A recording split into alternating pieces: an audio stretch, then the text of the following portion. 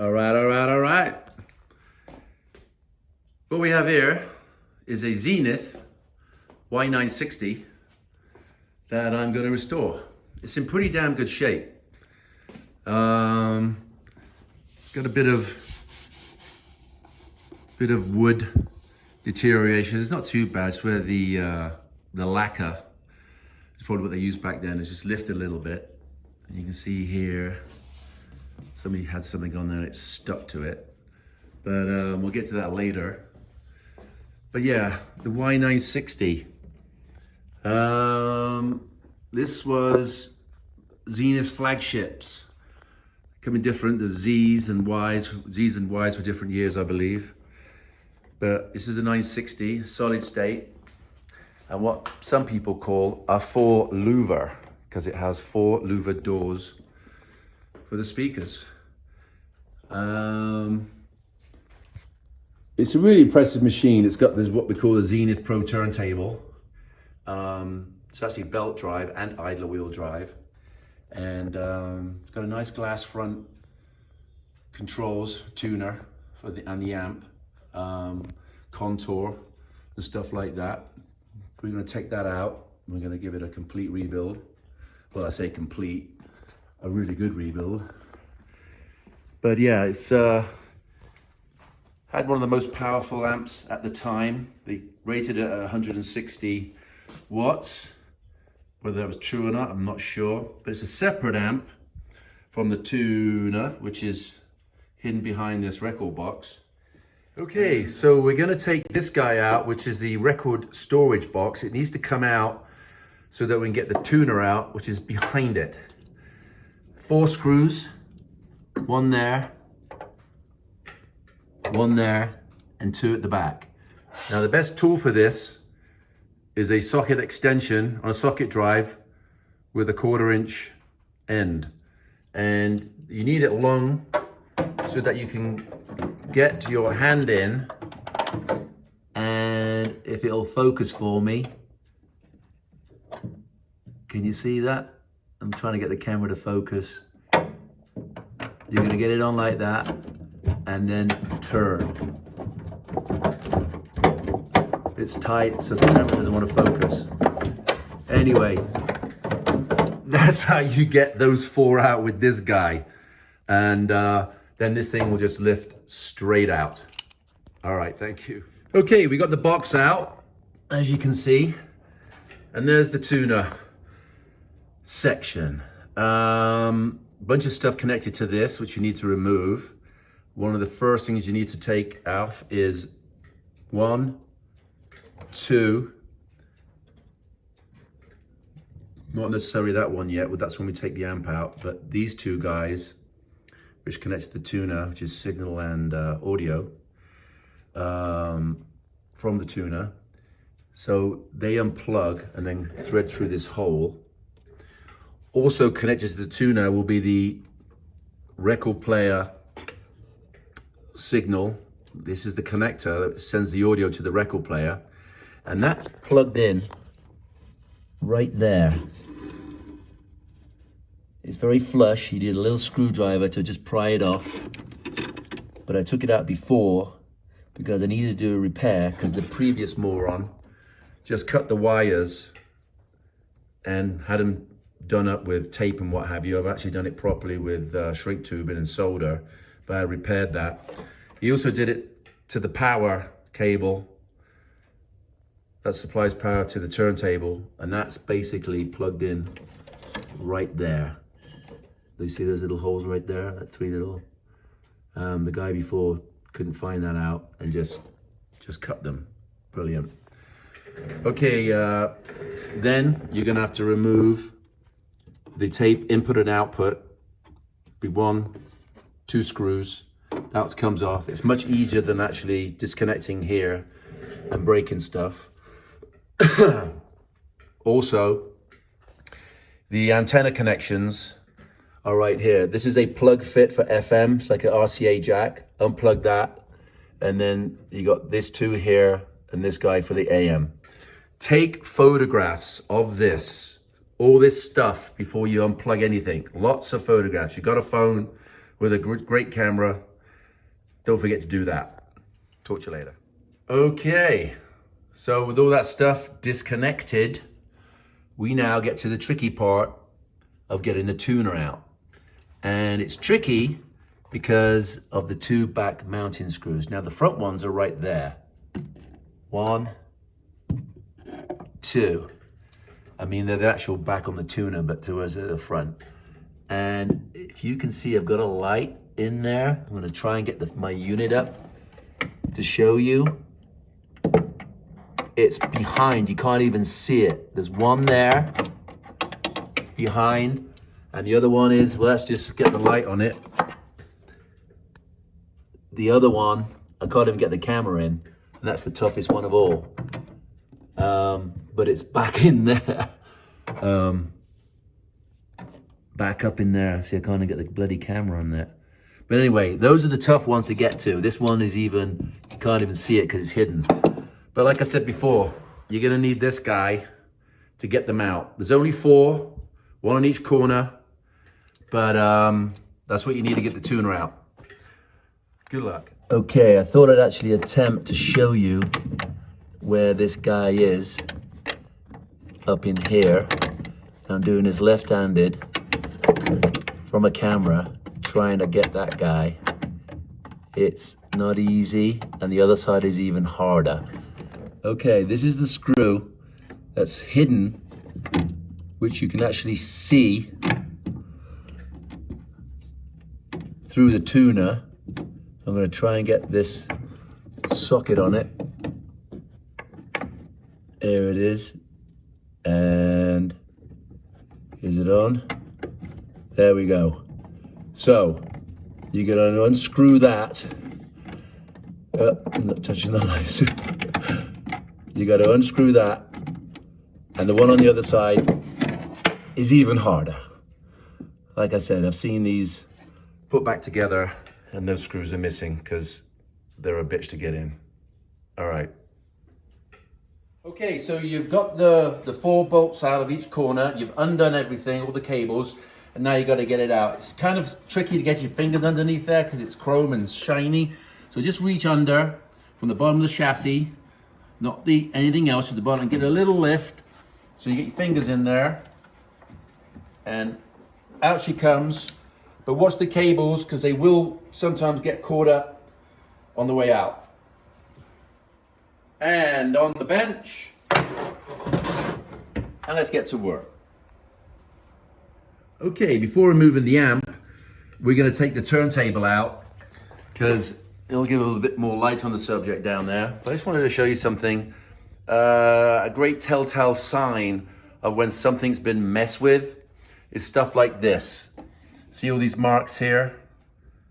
That's because somebody's taken the turntable out 2 or 3 times, not very well, and damaged and scuffed the interior. It's stuff like that, you know, I look for when purchasing a console, because you just know if somebody's messed with it or not.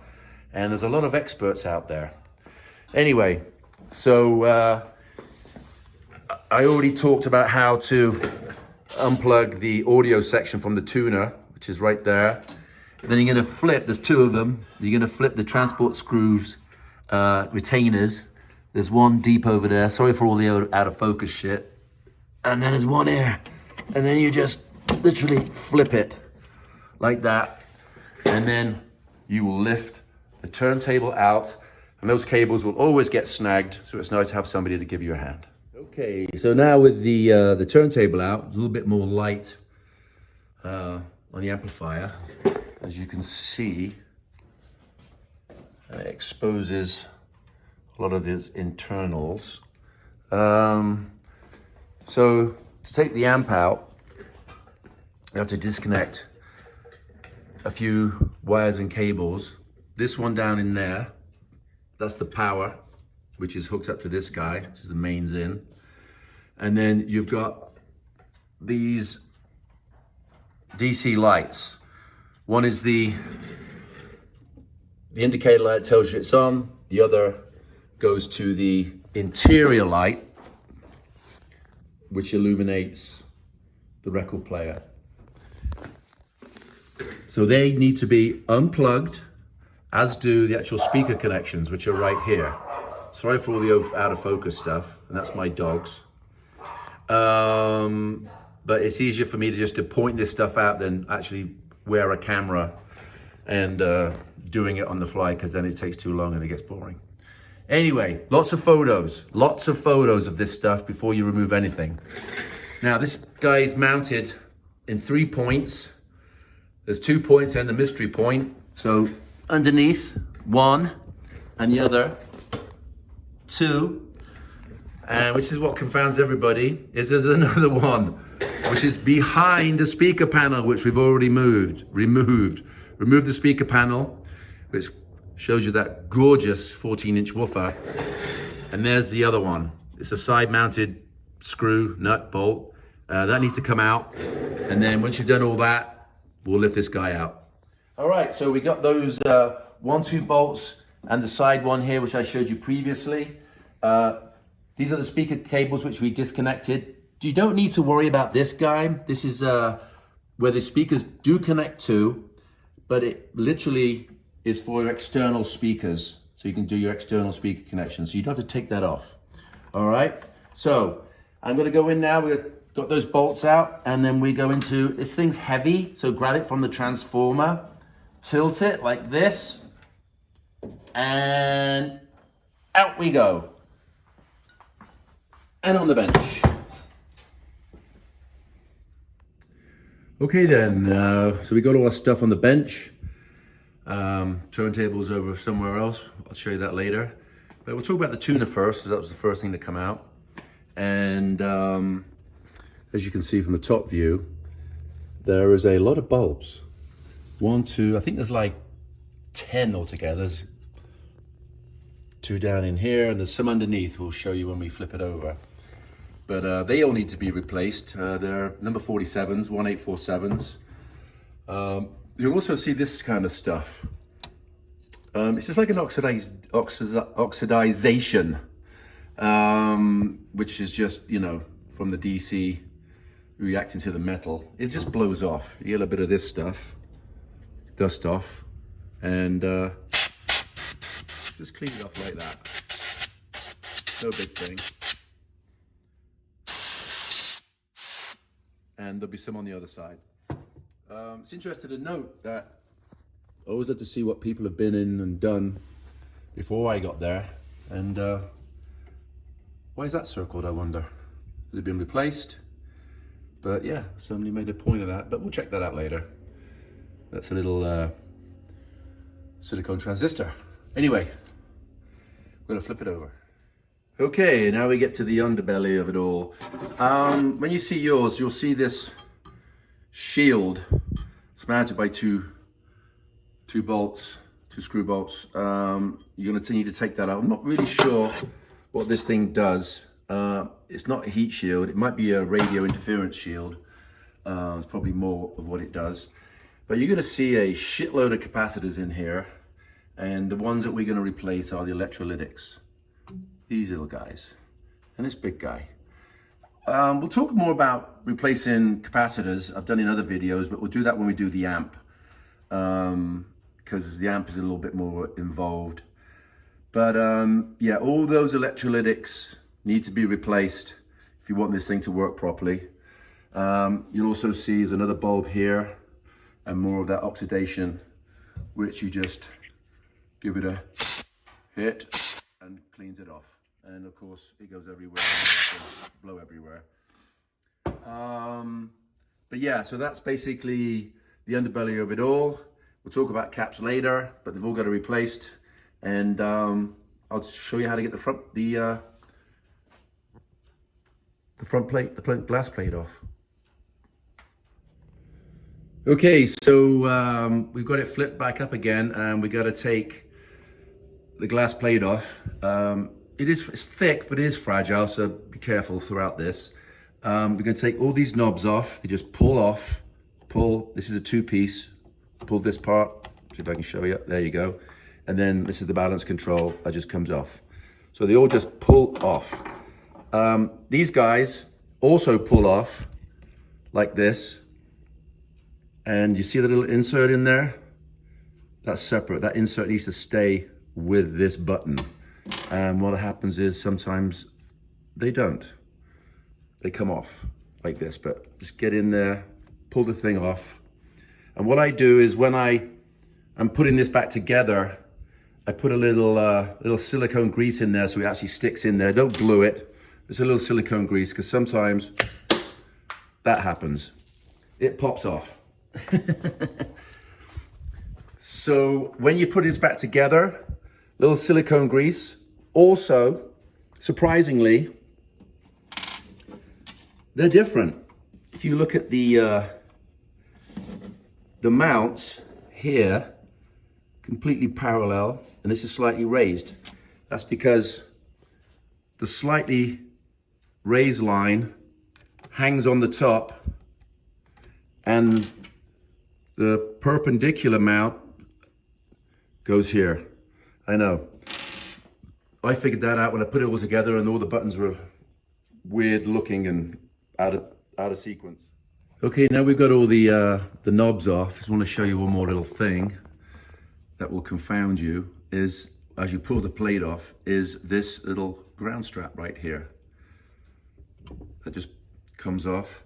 It's actually mounted to this plate to ground it, and when you pull the glass out, that'll hang you up. Before we pull the glass front off, I just want to talk to you about this little guy. That bulb is the stereo indicator light.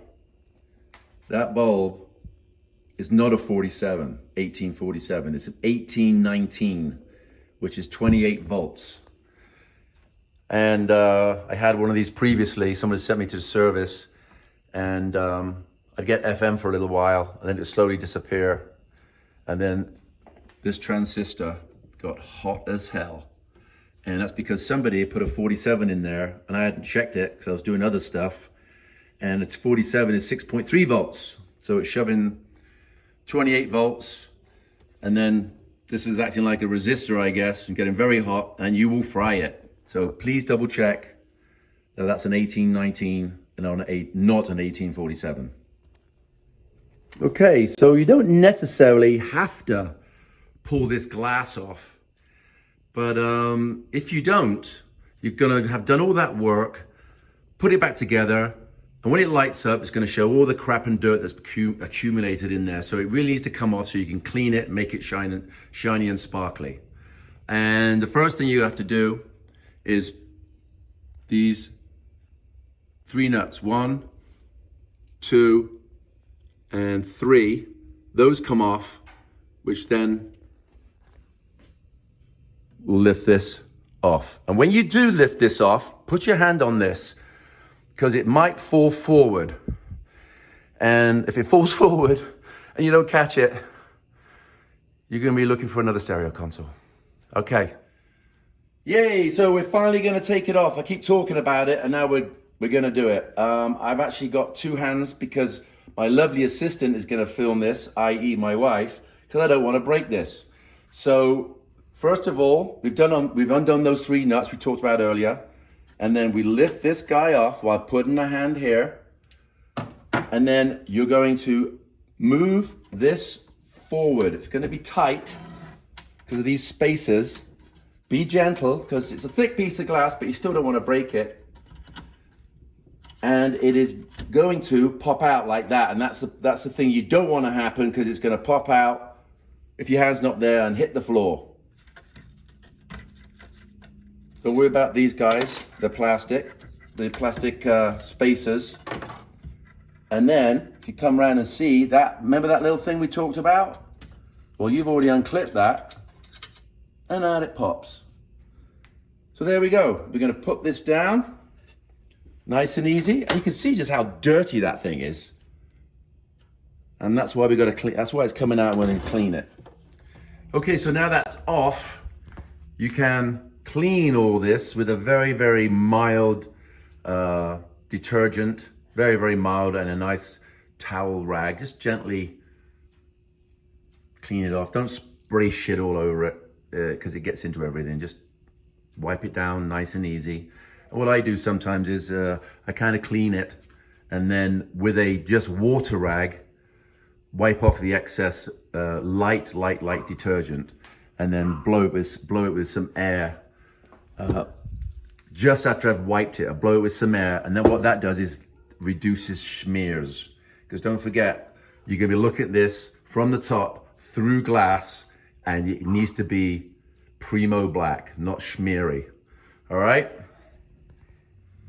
Okay, the tuner's to one side for now, and we're gonna talk about the amplifier. It's a bit of a beast, and it has these large can caps. These are singles, and this is a multi, and I'm going to show you how to best replace those with these guys. Now, just look at the size of this one. That one right there. That's a 2200 75 volt, and we're going to put this guy in there instead. That's different size. And right here is a 1500, and that's going to go right there. Now, this one is a multi. It's actually two 500s and a 300, so there's 3 caps total, and we're going to use these axial caps in a very special, cool way to replace them, and more about that later. Right then, we got this thing flipped over so we can see the internals, and these 2 large filter caps, we're going to replace those. But just what I'll show you, this is why we're doing all this. See that stuff right there? That's all the goo inside that cap has leaked out. So it's not going to be performed very well. And then we've got some of these old, I think they're called Callens is the make. They're absolutely terrible for splitting. And we're going to replace those as well. And I'll show you a little trick that I like to perform so we're not introducing heat to all these transistors and keeping it all nice and tickety-boo. All right, more about that later. Okay, we're back in the room. So, we got this thing turned up. We showed you this bad cap here. We'll look at the state of them anyway. And also, you should just do a visual on everything in here. Make sure there's no discolored resistors, which you're going to check anyway. That's another video. But just give a good look to make sure, especially cement ones, aren't been overheating and need replacing. I'm not going to go too much into replacing the caps because I've done this in a previous video, restoring a Zenith circle of sound amplifier, which basically shows you what I'm going to do. And the reason I do this is because I don't want to introduce heat, not necessarily on this guy, but especially on the tuner, heat trying to break these wires off, introducing a lot of heat to old transistors. So what we do is, we do this little trick here, especially with the axials, and spin it around. And then you have this nice little spiral here. We'll snip the end off over here. You have this nice little spiral, which you can then place on the existing leads, like this one, for instance. You would cut this here, and then place that over and solder it. And now you're not trying to unweld this old solder from delicate parts. Like I said, there's more on this in another video, restoring a Zenith circle sound. Goes into much more depth. As you know, these are electrolytics, they're polarized. Take photos, lots of photos. It's also a good idea to have one of these. It's a photo fact. And even if you can't read the schematic per se, at least if you get into trouble, you have photos of the amp, so you can reference to that, and it's just a good idea. And also, most mid-century Zeniths were all positive to ground. That can be helpful sometimes if you get into trouble. But yeah, so take a good look. Photos, and I'll show you some more. Okay, so we got one cap in, and what I did was I snipped this bracket here. You snip it, and then you'll be able to lift this guy out and drill this rivet out, as I've done up here, so you can get the other cap in. As you see, the new cap is way smaller than the old cap, so you can't use the original brackets anyway. All I do is make sure clean this surface up and put a little bit of hot glue and just glue that sucker in there. Now, you could drill holes and get all fancy and do zip ties and all kinds of stuff, but it's not a car transistor, it's not bouncing around. So like I said, as long as it's clean, a bit of hot glue, and you're good. All right, gonna get cracking on. Right, so we got those new caps in there, as you can see, all resting there very nicely. And I wanted to share with you this. This is one of the big caps, the 470 filter caps that came right here.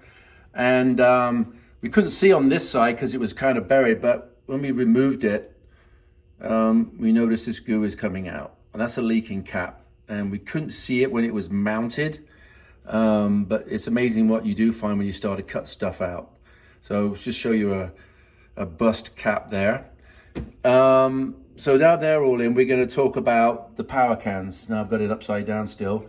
And these symbols, you can see a half moon, square, triangle.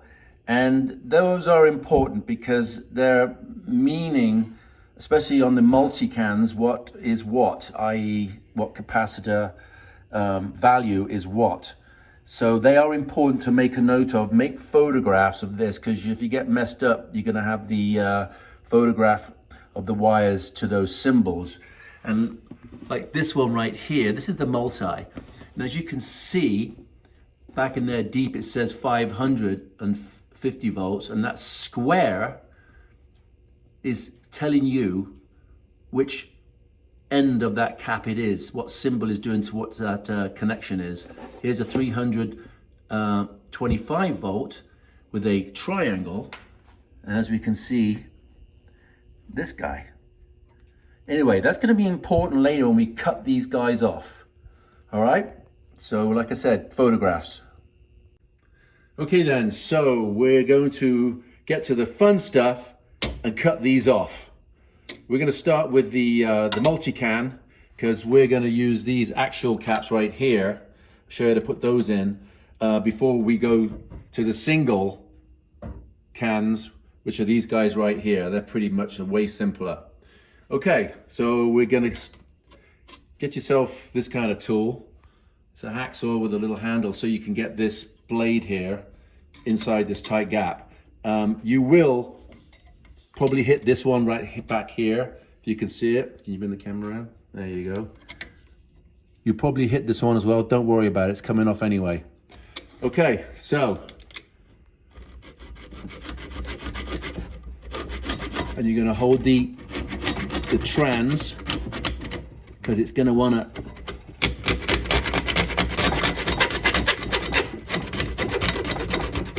Okay, so I did end up taking this guy off first because I was having problem finishing the cut on this, and I didn't want to just bend it off and be a hack, no pun intended. So we'll finish this now.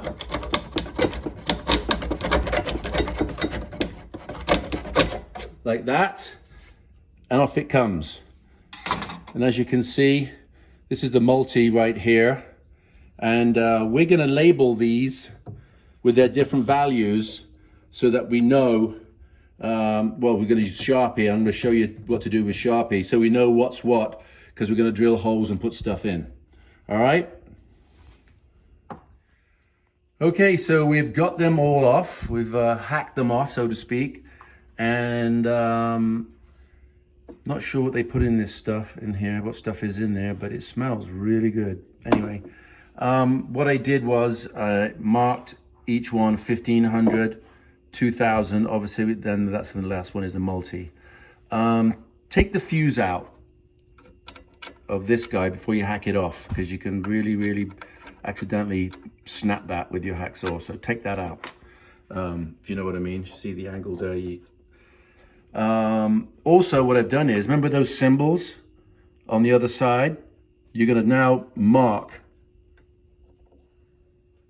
the symbols on the upside. Now these are singles, so there's only going to be one mark for the right connection, And square is, if we go to the can, is negative, because positive is minus. So let's get the big 2000, where is he? The big 2000 is gonna go, what did I say? Positive is negative, so the negative side is gonna go there like that. But I'll show you what we do when we drill the holes. Okay? So on this one, if we flip it over again, remember all those symbols there? Half moon, square, and triangle. We are now going to put those on the relative prongs so you know where you're going to thread your caps through when we drill holes. Okay? Okay, so as you can see now, I have transferred the symbols with this crude Sharpie, but it tells us now which prong was which cap. Obviously that's the negative, it's got no mark. Say negative, sorry, can positive. Just remember that, can positive. And I'm going to show you on this, if you come up higher, as you can see, negative is the mark, can is positive. This is for Zenith. Zenith is for always, say always, pretty much positive to ground. So, and we'll show you that when I put the caps in. So I've transferred those, and now I've got to drill some holes. So what we're going to do is a 1/16 bit. We're going to come on the inside just like that and drill down. And we're in. 1,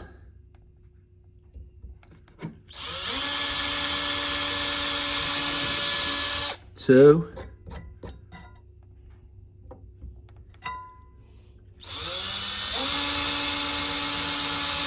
and 3. And obviously I'll do the rest after this one.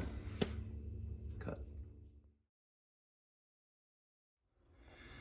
Okay, so with all the talk of positive to ground and can negative and what have you, I thought I'd have this little sidebar, because it's even confusing me when I start talking about it. So we're going to talk about it as it pertains to the Zenith chassis, which is a lot of the mid-century stuff was positive to common ground. Now, as you can see from these caps right here, this sign, this stripe is pointing to the negative side of the electrolytic, which are polarized. The longer tang, the longer probe lead is the positive side of it. On the axial, which we have right here, as you can see, the stripe, pointy stripe, is pointing to the negative side, and the positive side is this guy. It's usually pretty much always surrounded in rubber anyway to isolate it, to shield it. But I just wanted to show you on the schematic here what we're really talking about as pertains to the Zenith, is how, if you see this is a capacitor sign right here, and if you see right there, that plus, that's the positive side to ground, to common ground. Same with this one, and these are all the ones that we just replaced. That's we did the hack job on, and as you can see, they're all positive to ground. Now, if we come over here to a GE console schematic, it's a General Electric. I just wanted to show you something. On the power side, the power cans on the same kind of console, you got the same thing here. This 250 positive to ground, 100 positive ground, but look, check this out. That's the other way. It's negative to ground, positive to positive, I guess. So negative to ground, negative to ground. It's completely the other way. So if you're, in trouble, didn't have a schematic and just thought, oh yeah, well, it's the same as a Zenith. Nope, and you'd have kind of weird things happening. Anyway, I just thought, with all the chatter I'm doing when I'm doing this, I thought I'd just explain that a little bit better. But like I said, this only pertains to the Zenith chassis that we're working on. They're nearly all the same for the mid-century, but of course that's why we get a schematic to check. All right, back to it. Okay, so now that those caps are in, you can see where we drilled the holes and the wires came through. These are the wire connections from each cap. Right there, and those guys down there. What you're gonna do is, you're gonna wrap these around. Some of them are shorter and not long enough, especially on the singles, but just wrap as best as you can, get them wrapped round. You have more on the actuals. You wrap each round its corresponding connection and then solder it.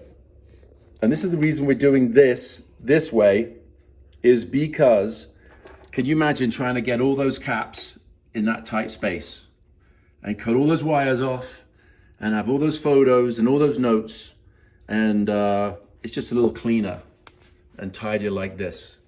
But yeah, you got to wrap each corresponding cap around its prong and solder it, and then we'll flip it back over.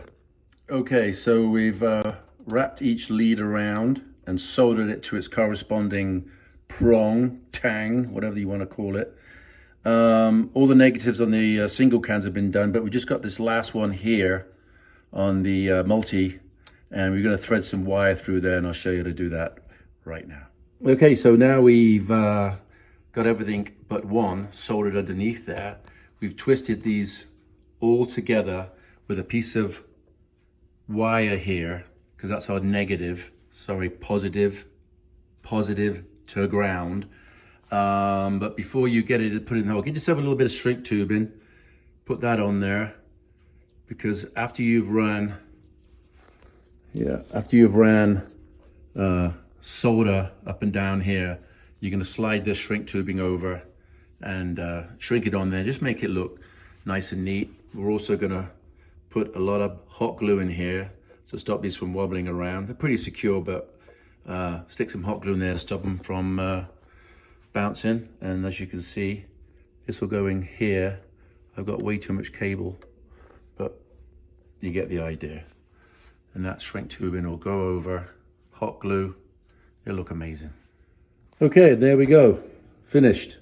Got the negative in, sorry, positive to ground, positive common, and then some hot glue to make everything just a little bit more sturdy, to stop things moving around when you're jumping up and down, shaking the room, listening to the crazy music from this beautiful machine. Anyway, oh, one more thing. Let's pop the fuse back in. That goes there. Boom. All right, now this idea was from Instructables. I will put the link on the page somewhere. It's a great way to do this. I've been doing it forever, but if you want to refer to more stuff about how to do this in a good manner, I don't know if mine was perfect, check out the page on Instructables. All right, more to come. Okay, with the amp done, we're back to the tuner section. And as you can see, there's a lot of caps in here, a lot of electrolytics that are going to be replaced. And we're going to do something a little different with these, even though they're all axial caps. We're going to replace them with radials. And we're going to do a thing called the splits. And why we're doing that is because basically these are more readily available than some of these values, and they're also cheaper. So what we'll do is we'll do the same thing with our little screwdriver gag. Bend it over. And same with this one. And of course, be mindful again of which is, we could make this one a little bit longer, same as this one, because these have more leads. You can see there, they have more lead space. So we're going to cut it there, here, and probably make a little bit more spiral and put them in. Same thing, beware of the polarity. But yeah, cheaper, more readily available, and just as good. Just do good spirals. All right, I'll show you when I'm finished. All right, we're done. Replaced a lot of capacitors. This many, in fact. And as we talked about doing the splits earlier, there's one right there, as you can see. And there's another one right there.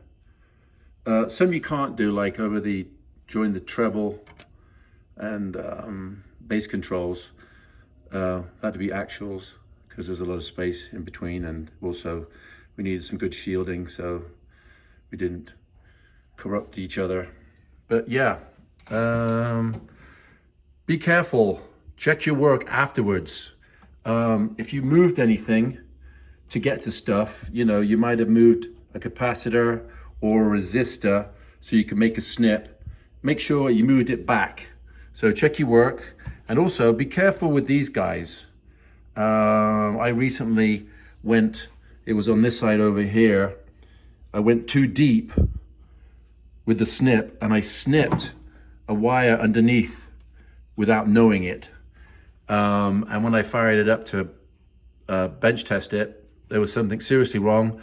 I wasn't getting power to the FM section, and I was very confused.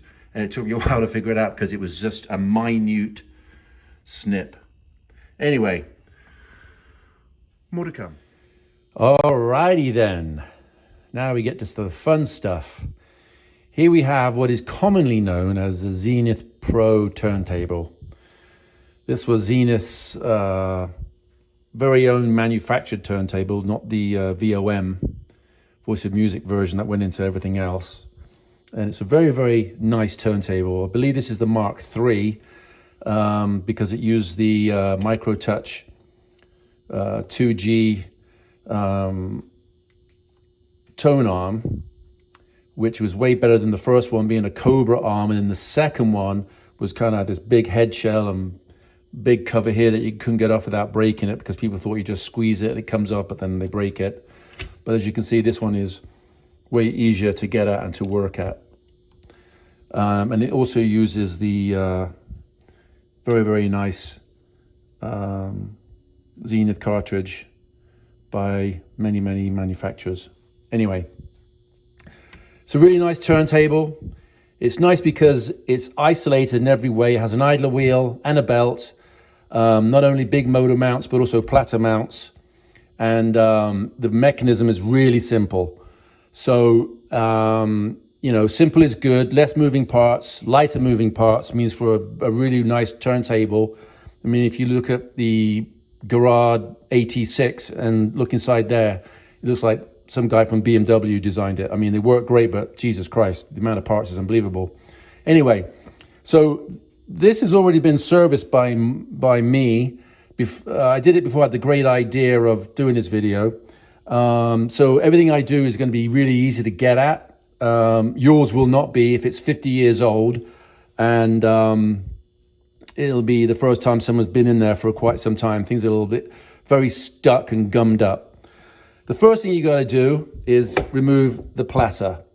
You'll lift up the integrated 45 adapter, which is a very, very nice feature, and to lift this off. Now, when you first try to lift this off, it will not want to move because it's basically stuck onto the rubber isolation mounts onto the turntable base, platter base, should I say. So even though you lift it and it doesn't come off, that's the only way it will come off. You have to pry it, and you're going to have to put something underneath here, screwdriver with, you know, a piece of cloth, a rag. You're going to try and do all this kind of stuff very, very gently, probably a bigger blade than that, and gently move it around while doing that with the cloth, and it will come up. And eventually, you're just going to have to muscle it up. But obviously, this one's been done, so it comes up really, really easy. And there you go. There's what you're fighting, is these guys. These are used, not brand new, but they're really, really good shape, so I left them on there. And what happens is this guy, which mounts in there, just sticks, and it's really, really hard to get off, especially if they're deteriorated. But these are in really good condition. Yours might be really, really bad, and you'll want to get them from Voice of Music, and Gary sells brand new ones. One thing to point out before putting back together is, see that little arrow right there? And you see that little arrow right there? That's how it goes back together. And that's because it was balanced at the factory that way. So that's how it goes together. Anyway, now you'll see the belt. And your belt will be probably stretched out and terrible. And once again, you'll get that from Gary at Voice of Music. He sells those at a very, very good, reasonable price. So you're going to take the belt off if it's not already snapped. And you're just going to kind of muscle it like this. Take it around, and there you go. Belt's off. There is another idler wheel. The idler wheel drives this drum, which drives the belt. And this is all to keep isolation from that motor traveling through to the record. And it's a very, very, very nice movement. But just be aware this has all got to be cleaned and done very nicely, because this motor does not have any additional torque to drive all this stuff. Because if you think about it, it's driving an idler wheel, it's driving a pulley, it's driving a platter. All right? Now, before we flip this over to start working on the internals, you're going to want to remove this. Now, it could very well, this is the speed selector, knob, and it could be very well that yours doesn't move, because these are famous for sticking because of the old grease and mechanism. So don't force it, and I'll show you how to get at that. But the first thing you're going to do is you're going to take that off, stick it somewhere safe, and then we're going to flip this baby over. Okay, and there she is. And as you can see, the whole mechanism movement is really, really simple. It's very nice. It's pretty damn smooth and very easy to work on. The motor section is its own little chassis separated by these mounts. Motor here, but as you tell from the motor, it's just a regular VOM motor, which does not have a lot of torque. And this thing's driving a little bit more stuff, if you know what I mean. Okay, so one of the first things we're going to remove is this control arm right here, which basically, as you see when you move the on-off switch, whether it's going to be for manual play or automatic play, it activates this early Molex switch, which controls the AC to the motor. So that's the on and off right there. But then this arm, as you see at the same time, pushes against this idler wheel mount, and that pushes the wheel off the drum, the belt drum, in the off position, and in the on position obviously allows it to connect, so you get drive. Now you're going to want to remove this so you can get this off the motor chassis, and the best thing to do is turn it into the on position like that. And normally there's a clip right here that holds this in place. It's like a little sliding clip, flat clip. This one's missing. You have to source one, but it's not really a big deal because gravity helps and holds it down anyway. But there's supposed to be a little clip here. You're going to remove that clip, and then you're going to push this out like this, and then you're going to gently lift this up and then just move it to the side. You don't have to take the whole thing out. You know what? Fuck it. Let's just take the whole thing out. As you can see, that wire's in the way, and boom. Normally you don't have to take it out, but it was coming out anyway. And then you're going to just clip this tension spring off, leave it lying there like that. Undo the ground strap, just clips on like that. And while you're here, you may as well take this guy off, the armature bearing cap, and give that a good clean and put some fresh oil in there.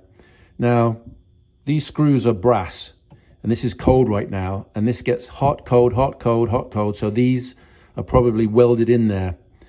You might want to give it a bit of heat with the end of a soldering iron to get them off first, but they are brass and they will bend, strip real easily. So take your time, nice big screwdriver, tall one for torque to get those off. Then it's 1, 2, 3 of these clips that hold the motor mounts in place by these washers. They're all going to have to come off. Okay, with all the clips off, and we've already taken the control knob off there, so this will now lift up nice and easy. It will be stuck because of the older motor mounts, so just lift it up gently and then just turn it over, and there you go. Now, a lot of the time these mounts are in really good condition. It's very rare to see they were made of really good rubber or nylon, whatever they did, but you know, you can replace them anyway. These are being replaced. Like I said, you get the parts at Voice of Music. And now you can see how this whole drum thing works. As you can see right there, motor, wheel, drives this nice drum, which drives the belt. My wheel was in really good condition. Like I said, for some reason, the rubber they used for all this stuff was very nice. So I just took this off and give it a clean up. I'll show you what I did there. But yeah, so now this guy right here is the speed selector. I'm not going to take it apart again because I got it all together, but I will show you what you're going to do. Now, this is normally stuck because of the old grease, and you're going to have to take this little grub screw out, which then will allow you to remove this guy from this guy.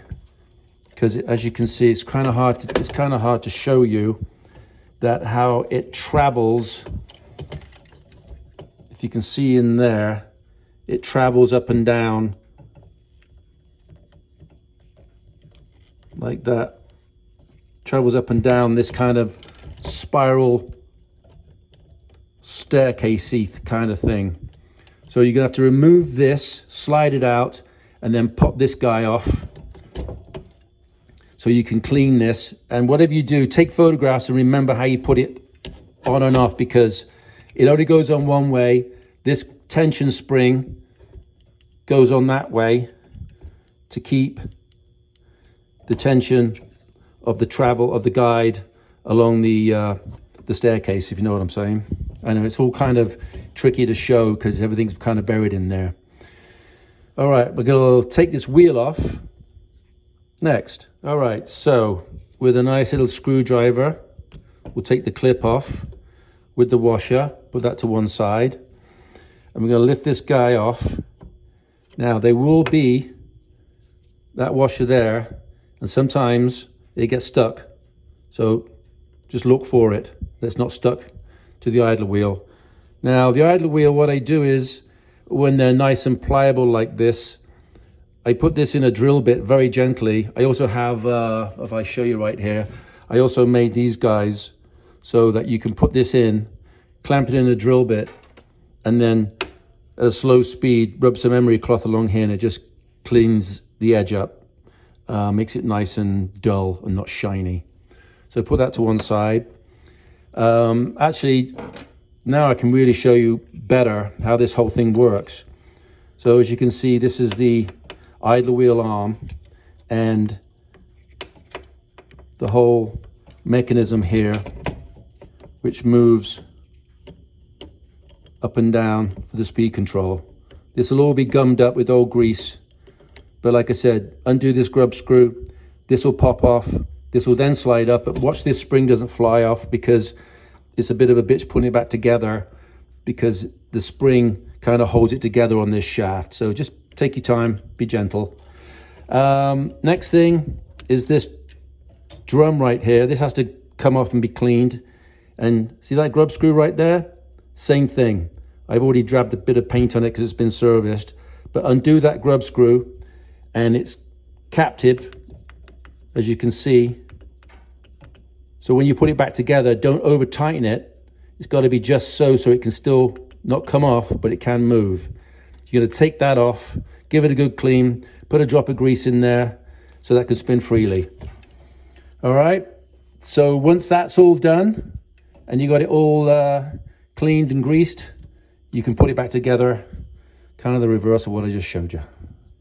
Okay, so we put the motor chassis back together. You've serviced that, and now we can get down to the mechanism part. The great thing about this is you don't have to take it all apart because it's actually very, very easy to get to. There's probably the only part to take off is this actuator arm, which gets moved by this big cog and operates this clutch here for the tone arm movement. But before that, if you want to take the platter off, there's only one way the platter, the belt part of the platter will come off, and it's held in by these two grub screws. One there, and I'll just spin it round. One right there. I'll try and do a closer shot and put it in the video. Here.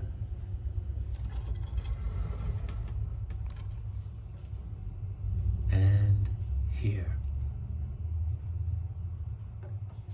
Now, those grub screws are captive for the spindle, and when they come off, this whole thing's just going to drop out. So you're going to put your hand up there to secure it. Now, this is only if you want to get to the bearing, which is right in there. As you can see, that's where the spring activated. The bearing. Now, a lot of times that bearing is very, very clean and has not been dirted because it's so captive and so protected. So if you've got a nice spinning platter, just spray some lithium grease in there. Get the spray stuff, spray it in there. There's no reason to take this all off and give yourself a massive headache. If it's stiff and dirty and grinding, then it's got to come off. Okay, so the only part that really needs to come off is this actuating arm right here, which helps drive. I've got the thing captive there, spinning upside down. So this guy moves to help this whole friction arm move, which is all spring loaded there, which moves like a cam action on there. Be careful of this long piece of stiff wire because that's the actuator for the little brush that pops in and out. So you're going to take this screw off, Jesus Christ. You're going to take this clip off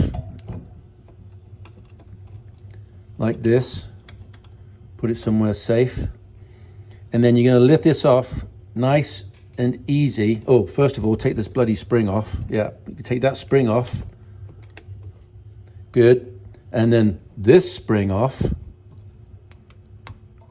like that. See, remember how that goes. Best thing to do is just light it like that. So now we're all free. Lift it off, and it all wants to come together, and there's a piece in here that's going to want to drop out. But when you lift it off, watch what I do, and I very gently turn this to get that out, and just leave that over to one side. Don't bend that because you'll mess up the whole little cleaning brush action. Okay, so now you can see this is usually gummed up with old grease, and this is captive inside there. So this is now flopping around because that arm sits in there like that, as you can see. So take that off, give it a good clean. Remember how it goes together. Rest it the same place as it does. You're going to clean all this off, put some fresh grease. That's where the tone arm lift, which is right there, is the cantilever action which rises the tone arm. So give that a good clean. You can actually pull that thing out and give that a good clean. There's a little screw there for adjusting the height, but that's later on the other side. But give that all a good clean and a dab of oil. And then while you're here, as you can see, everything's really accessible. You just need to clean it. Clean this post right here, put a bit of grease, and these moving parts. Right here, a little bit of grease around there, a little bit of lithium grease, a little bit of lithium grease. Less is more with lithium.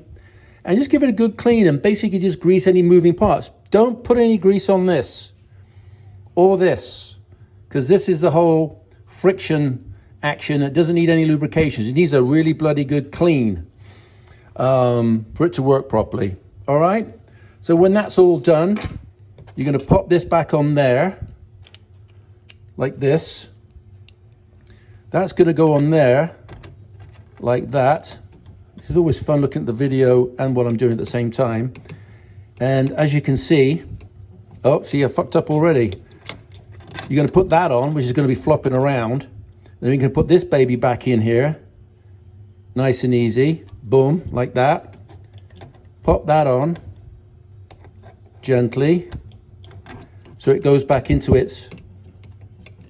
That's on the wrong side already. So then we're going to lift that back up. There we go. See, that's got to be on that side. I was on the wrong side. And try not to bend this. So yeah, just be gentle. Not like me right now, just trying to rush through this and show you what's going on. And then put the springs back on. We put this guy, well, you're gonna put that clip on first, but then you're gonna put these springs back on. Get this in the right, this sleeve in the right position, good. That guy goes on there. This guy underneath, this travels underneath for a better, so it's not hanging. It seems to like to work. Sometimes you'll find this over this, but I like it underneath it because it makes the action work better. And then put the clip back on. And yeah, you're good to go. One day when I have a completely dirty one, I'll do a much better video. Like I said, this one was already done, so it's kind of hard to rip everything apart once it's been done, but I'll do a better video from scratch. And I hope that helps. If not, feel free to complain. All right, guys. Thank you much. Okay, she's all put back together for some bench testing. As you can see, the turntable is working because it's moving. We have the amplifier right here with the new caps that we installed. Got some external speakers hooked up. But be careful of that guy right there. That's live, that's a fuse, and if you grab that accidentally or touch it while hooking speakers up when it's powered up, it's probably not a great idea. You will get a shock. Here's our tuner preamp section, looking very nice and shiny. You can see why we took that glass out to give it a clean now, because look at that reflection, it's just gorgeous. We got lots of new bulbs. So it looks very nice illuminated. I did try the LED bulbs once. They're not very good because they just don't put enough light to punch through. So you can try it, but I didn't like them. So I went with the old school. Also did another little upgrade with these guys. Originally, they are this, which is just the inserts of these. I had a bunch of these lying around, and I thought I'd just go uniform, and also for fine tuning with my big hands, I prefer this rather than trying to do this and slipping and sliding, because it's has a nice feel to it. So anyway, that's just me, a little upgrade there. But before we get to that, we're going to check out these crossover caps. So right here, you got these crossover caps. Now what you can do is you can mark these, take photos, it goes to the horn here, and just bust these staples off, and then you have to re-staple it. Or if you're really clever, you can get in there with a soldering iron, but it's pretty damn tricky. So you're probably better off just breaking the staples out and then reattaching with some wood glue or other fashion when you're done. But make a good mark these so you know which side they go, and do them from here. Another funny thing about this console is you'd think just by looking at this that it's 2 speakers, big 15-inch woofer. I think that's a 6-inch horn. But if you check this cable out right there, what's that doing? Well, that's going inside, because inside there is 2 3.5-inch tweeters mounted inside that big 15-inch woofer. So you got 8 speakers in total. Anyway, little FYI. So these are the those large crossover caps that we just talked about, and I just wanted to show you. I'll cut this guy out and why we replaced these. As you can see there, that's why it's bursting. That's all the goo coming out. totally tucked up there, hidden away from sight, but that's why we replaced them. Okay, if you remember at the very beginning, we talked about refinishing a little bit of the top surface. Now, normally we wouldn't be doing this with components in there, but we're not really doing any sanding, but put a towel over it if you're going to do it this way. That's a bit backwards, but we're not doing major woodwork. So what we are going to do, I've already done a little bit, is we're going to just rough up the top surface. We're going to rough it up with this 220 grit sanding block, and basically you're just taking the sheen off. You're going to take the sheen off so that the poly is going to stick. So nice and lightly. After that, give it a clean with VMP naphtha. And then, because we've got a little discoloration here from sun damage, I'm going to use a bit of Danish oil, dark walnut, to just color it all back in a little bit. Let it dry, wipe off the excess, and then do another little cleanup with naphtha. And that's before we're going to use wipe on poly. Now this is oil-based, clear satin, so it'll work fine with the oil-based stain that I used. So yeah, so I'll show you hopefully a video of that materializing and the finished result.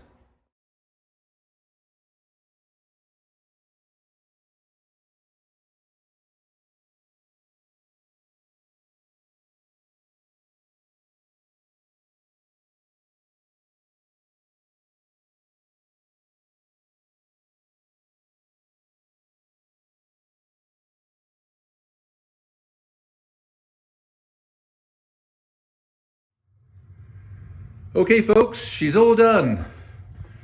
She got a new shiny top, and she got some very nice new shiny insides. Nice little rebuild, caps, turntable, and such. Thanks for watching, hope you enjoyed, and we'll do it again.